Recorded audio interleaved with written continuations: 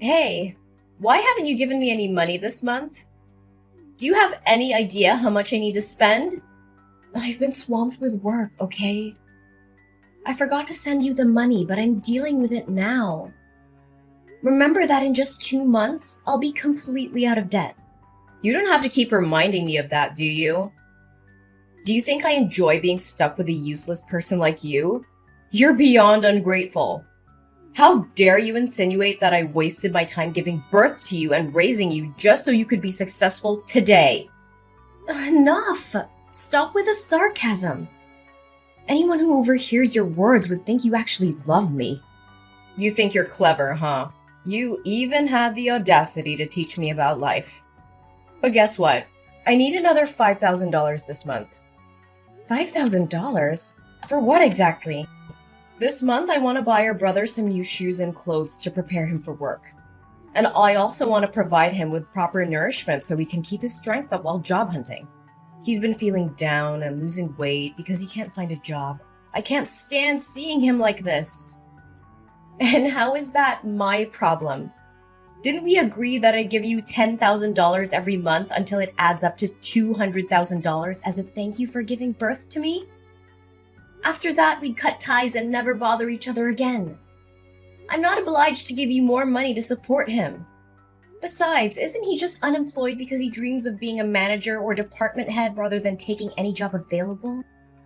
How can you say such heartless things? He's your brother, your flesh and blood.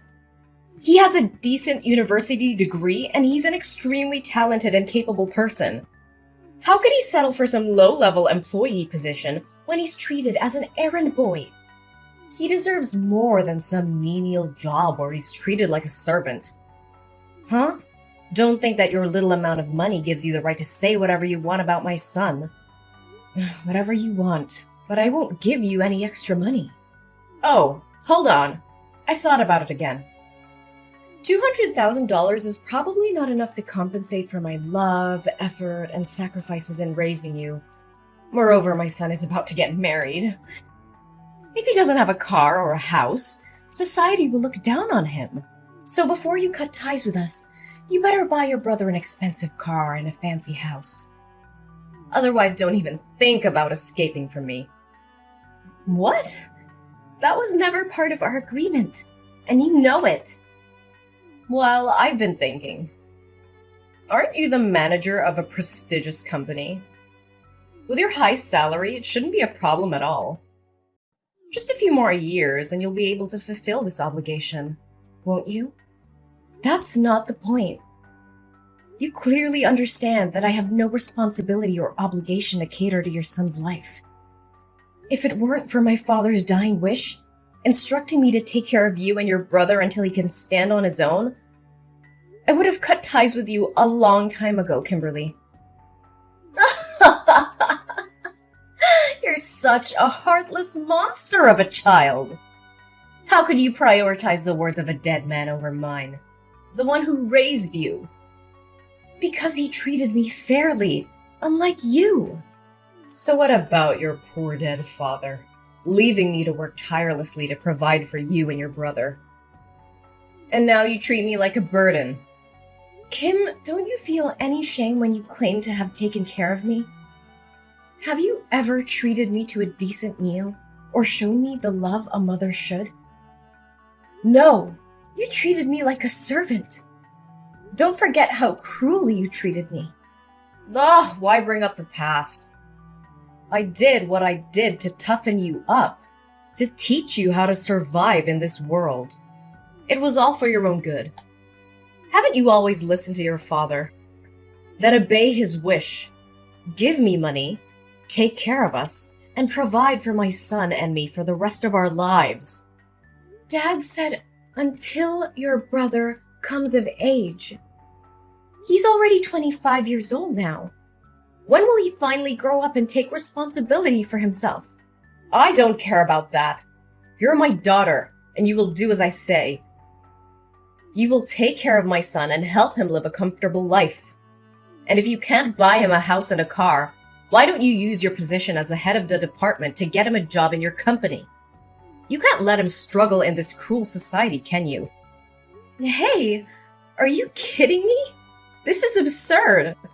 I won't use my professional position to indulge in your unrealistic demands. I don't have time to joke with you. You have such a prestigious position, yet you can't even secure a job for your own brother? You're completely useless. This is not how it works. This is a professional environment, not a favor bank. Besides, your son lacks the qualifications and work experience necessary for the position. The recruitment process is rigorous, and I can't just hand him a job. But he's exhausted from his job search.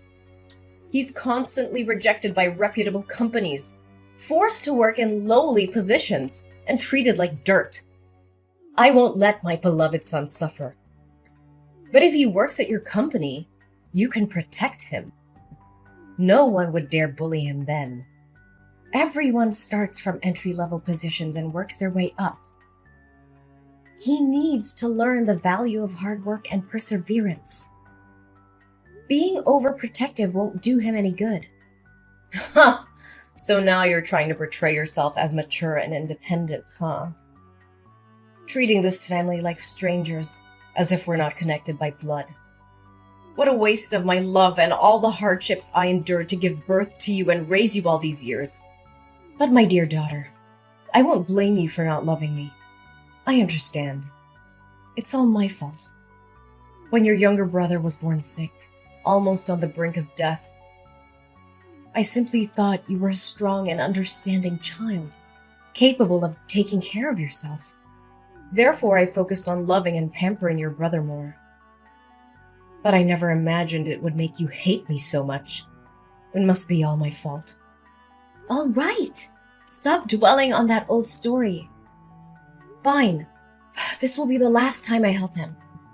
Promise me that if you make any more demands, you will pay me the full $200,000 and disappear from my life. All right, my dear girl.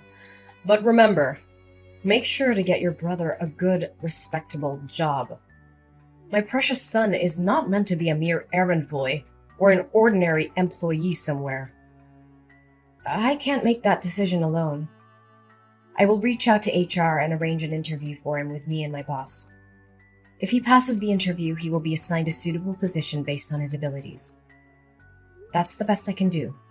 That's acceptable! As long as you're there to protect him, no one will dare to bully him. Make sure to tell him not to reveal our sibling relationship at work. I don't want others to make assumptions. I'm sure you also don't want your son to be labeled as incompetent and useless, relying on his sister to secure him a job, right? Fine, don't worry about it. Oh, I'm thrilled to hear that my son is finally going to have a job. I need to make preparations for him. Hey, Kim. Do you know where James is? I can't get in touch with him. Did that jerk run away after causing all this trouble? Why are you using such harsh words to scold him? Can't you see how scared he must be? He didn't want things to turn out like this. He did it for the sake of our family. As his older sister, shouldn't you try to comfort him and find a resolution instead of berating him? What? So you already know what happened and yet you're still defending him? James might have to go to jail and pay double the contract value, which amounts to $1 million. And I could also be held accountable and face an investigation. Why would anyone want that? It's just a stroke of bad luck.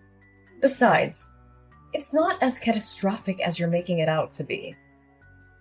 You just need to compensate the company for the contract, and everything will be fine. Do you think it's that simple? James colluded with the construction material suppliers, replacing the materials my company purchased with cheaper, lower quality ones and pocketing the price difference. He was in charge of procuring materials for this construction project. If it weren't for a surprise inspection conducted by the corporation today, it would have been difficult to uncover his deceit because he always knew my inspection schedule and could easily prepare in advance. Do you realize that building a structure with substandard materials can lead to serious incidents and damage my company's reputation like this? He didn't do it on purpose, did he? He was lured into this by the sales side. Unfortunately, he got caught. You know he lacks experience in work and life, so it's understandable that he made a small mistake. Just a small mistake? The company has already involved lawyers and the police. Can you still defend him?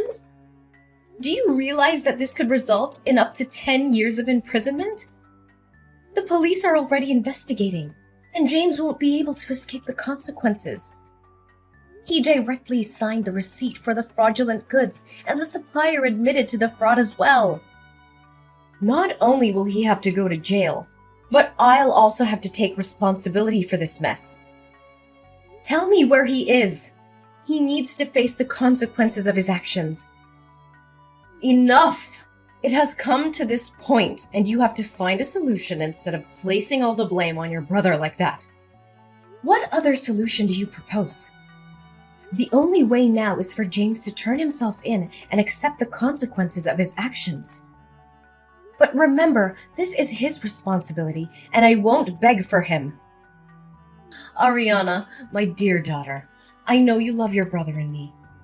You've always done everything for our family, right? But I'm running out of options. It's beyond my capability to fix this. Actually, there is still one way. Since you're James's boss, if you take the blame for this, the severity of the crime will be lessened for him, right? What are you suggesting? I mean, if you collude with the seller, steal money for materials, and then manipulate the orders to make James unknowingly become an accomplice, your crime will be seen as less serious. I think your sentence could be reduced by half. So you would only have to go to jail for 5 years, and my son would only need to pay a fine. What? Are you asking me to plead guilty for James and go to jail on his behalf? Exactly. He's your brother, and it's only natural for you to help him. Besides, what's the harm? What's the harm? My goodness. My only mistake was placing my trust in the wrong place. I never thought that no matter how flawed you both are, you would dare to engage in illegal activities or harm the company. I was foolish to believe that James could change for the better. Don't blame my son and speak of him as if he's useless and incompetent. Everything is your fault. In terms of work, you haven't been strict enough in managing your subordinates, allowing such exchanges of materials to happen. In terms of family, as the older sister, you couldn't even provide a house or a car for your younger brother, forcing him to struggle with a meager salary. And because of his low income, he can never afford a house. So I suggest he find a quicker way to earn more money. So, all of this is your fault, and now you have to take responsibility for it. What? What did you just say? Are you the one who instigated James to do these despicable things? How could you? You're willingly putting your own son behind bars. I always thought you made my life miserable, but I never expected you wouldn't even raise your favorite son properly. How dare you speak to me so rudely? Is this how you treat your own mother? I can't believe I put in the effort, money, and love to raise you, and now you treat me like an enemy. You claim to have worked hard to raise me? Let me remind you, it was you who forced me to drop out of college to work and earn money to support your son's education. You said that girls would never be as successful as boys, and that I would end up getting married and becoming a stranger. So there was no need for further education. Do you remember how I had to beg and plead with you to let me continue my studies and take up part-time jobs in the afternoons? And even night shifts, just to pay for my own education and support your son? And whose fault was that? It was your father who said you should take care of us instead of him, right? You're such a weirdo. Why do you listen to him more than me? While you always favored your son, saving the best for him, buying new toys and giving him whatever he wanted, I had to make do with hand-me-downs from my cousin or items I picked up from charity boxes. I always had to eat the leftovers after your son finished his meal, and I spent my days doing household chores. Thankfully, I had a father who loved me, but he didn't have much money and was constantly oppressed by you. All he could do was comfort me and buy me ice cream whenever he saw me unhappy. Oh, don't say that. I still love you. I always think of you, care about you, and worry about you. So let me ask you this question. If you can answer it correctly, I will plead guilty for James as you wish. Fine. Ask away. I'll answer whatever it is. What day is my birthday? What kind of question is that? Do you think I don't remember your birthday? I am your mother, the one who gave birth to you. Then don't take too long to answer. September 6th, right? That's James's birthday. Ah, I meant October 15th. Yes, I'm absolutely sure. That's your birthday. Oh, well, then it must be... Stop it! I know you don't remember anything about me. It doesn't matter. I've made up my mind. You have to plead guilty for James. You're just a girl. You'll get married and become a stranger to me, and even if you go to jail, it won't matter. But James is different. He's a boy, and he will be the one to take care of me when I'm old. He needs a bright future, a successful career, and a clean record. He can't go to prison. You can stop with your nonsense now. Do you remember our deal? What deal are you talking about? If you ask me to do anything more than finding James a job, then all previous agreements, including the $200,000, will have to be returned to me, and we will cut ties immediately. Furthermore, you and James will have to move out of my house. So what? What are you gonna do, huh? I have no money to repay you, and I won't leave this house. You have no right to kick me out.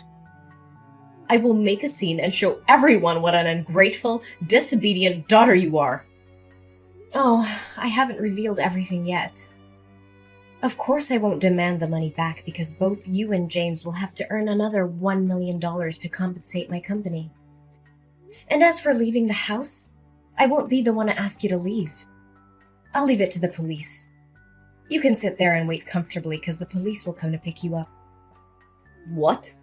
Why are the police involved in this? Do you remember when you accidentally confessed that you instigated James to steal money from my company? Well, coincidentally, the police entered my room at that moment to request cooperation in their investigation, and I conveniently let them read the entire conversation. So, Kimberly, what am I supposed to do now? I can't plead guilty for your son whether you like it or not. But here's some good news for you. You'll be able to accompany James in jail and not have to worry about accommodation and food for the next, let's say at least 5 years. How dare you betray your own mother? Ariana, you can't do this to me. But we already cut ties. Ah, no. It's much deeper than that, Kimberly. From this moment forward, I declare that you are no longer my mother. I refuse to be associated with someone who is willing to sacrifice ethics, integrity, and the well-being of others for personal gain. Our DNA may be the same, but our values and principles couldn't be more different. How can you say such things? We're family, Ariana. You can't just disown me like that. Family is supposed to be a source of love, support, and trust. But you've shown time and time again that you're willing to betray those ideals. I won't allow myself to be dragged down by your immoral actions any longer. I choose to surround myself with people who uplift and inspire me, not those who bring me down. Ariana, please, I'm begging you to help me. I know I've made terrible mistakes, but I genuinely love you more than anyone, even more than James. You're my daughter, and my heart aches at the thought of losing you. Begging for help now, Kimberly? After all that's happened? It's quite ironic that you claim to love me more than James. Your words hold no weight when your actions have shown a different story. Ariana, please, I'm begging you to listen. I know I've made mistakes, but deep down, my love for you has always been greater than anything. Please, Ariana, I'm on my knees begging you. Don't turn your back on me. You're my daughter, my flesh and blood. Kimberly, love is not a bargaining chip or a means to escape the consequences of your actions. I need to prioritize my own well-being and the well-being of others. I'm sorry, but I can't be the one to save you from this. It's time for me to move forward without you. So here's how things turned out in the end. Kimberly and James, well, they didn't get off easy. The judge threw the book at them and sentenced them to a solid stretch in jail. James got slapped with a 10-year sentence, while his dear old mom, Kimberly, got a solid 8 years. Ouch. As for me, well, I managed to dodge that bullet. The investigation cleared my name, and I was found innocent of any involvement in their shady schemes. Can I get a hallelujah? It was a huge relief, let me tell you. No bars for this gal. But you know what? I decided it was time to make a fresh start. I couldn't stay in that house anymore, with all the memories of deceit and betrayal lingering in the air. So I packed my bags, sold that place, and bid farewell to that chapter of my life. Good riddance. I landed in a new town, ready to hit the reset button. And guess what? Fate had a little surprise in store for me. I met someone special, someone who saw past the scars and the baggage I carried. They loved me for me, flaws and all. Talk about a breath of fresh air. Together, we embarked on this crazy journey called life. We laughed, we cried, and we built something beautiful. It's amazing what can happen when you let go of the past and open yourself up to new possibilities. Love found its way into my heart, and I couldn't be happier. So here I am, sipping my coffee and reflecting on how life can throw curveballs at you. But hey, I made it through. I'm stronger, wiser, and surrounded by love. The darkness may have tried to bring me down, but I emerged victorious, ready to embrace the future with open arms. Here's to new beginnings and writing our own happy endings. Cheers!